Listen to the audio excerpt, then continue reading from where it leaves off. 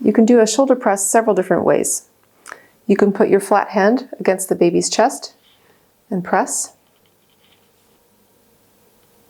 I like doing the flat hand this way because it makes a nice little crook between my thumb and my first finger to catch the baby if it happens to fall out quickly.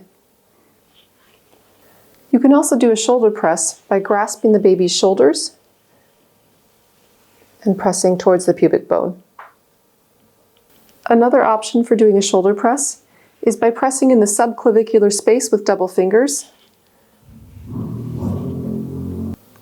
If you do a single shoulder press and it fails to release the baby's head, before trying an entirely different maneuver, we suggest trying what's called the rock and roll.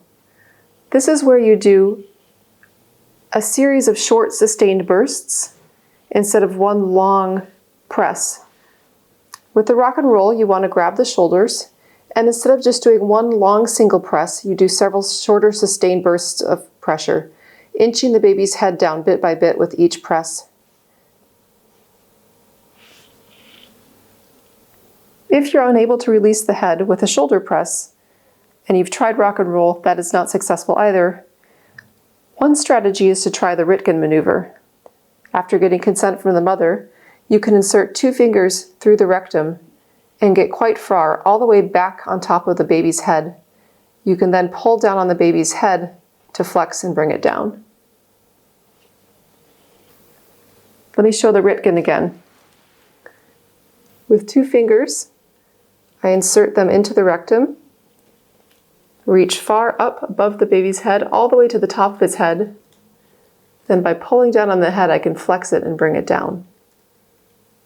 You can also try a technique called crowning touch or finger flexion with either one or both hands, as described by Gail Tully and Betty Ann Davis.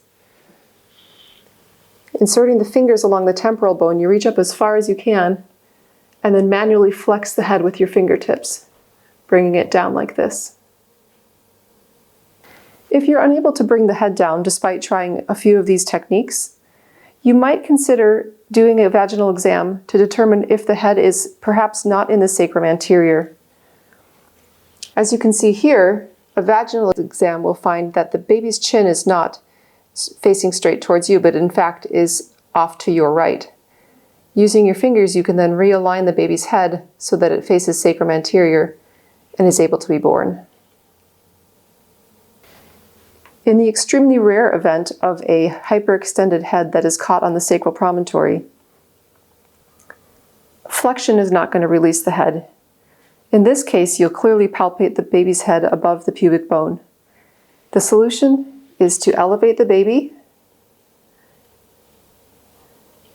have an attendant put suprapubic pressure on the back of the baby's head.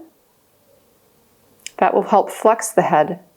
And then you want to rotate the baby slightly to the oblique one way or the other way. Your assistant externally can also help with this rotation, so the baby's head can drop into the oblique space and then come back and be born.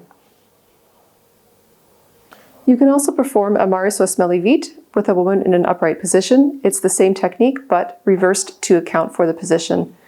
So you would insert one hand to pull down on the cheekbones and or putting a finger in the baby's mouth, the other hand behind the occiput pushing upwards to then flex the baby and bring it down, pulling in the direction of the sacral curve.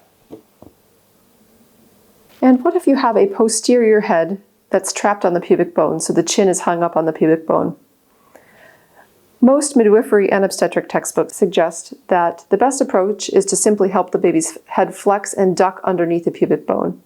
If the woman is upright, you essentially do a modified Marisos Vite, pushing up on the occiput, pulling down on the baby's cheekbones, flexing the head and ducking it under the pubic bone, like so.